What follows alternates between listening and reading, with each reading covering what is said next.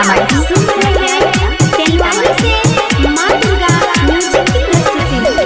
हे मैया हमारी भगाबू लसहर रोग कोरोना के चीनक बाजार खसोना के ना।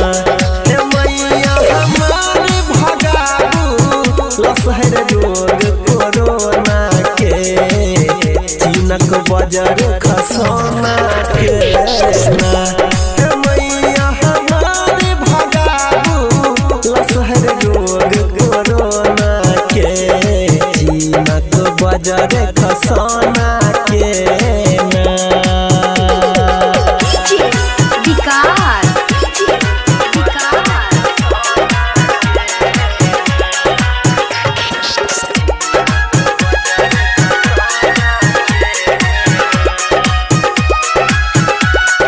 जग भर घूम रहलिया पापी हम सब नाम यही कर जापी। है मैया नाम यही कर जापी।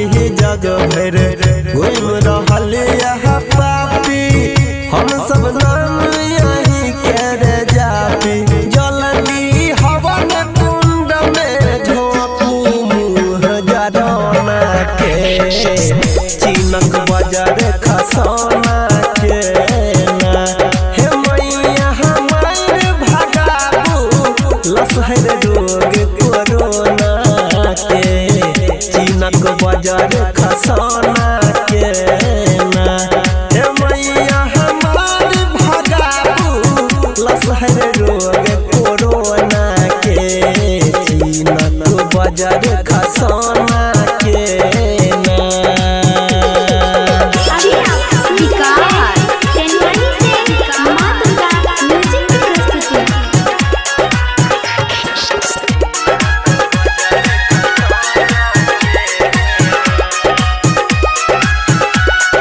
घर में बंद पिटही छी छाती मंदिर बुझ गेल दिया बाती। है मैया बुझ गेल दिया बाती।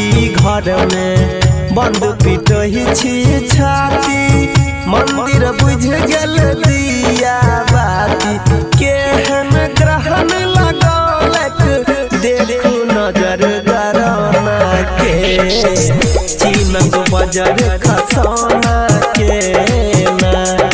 केहन नजर लगौलक देखू नजर गरौना के चीनक बाजार खसोना के ना।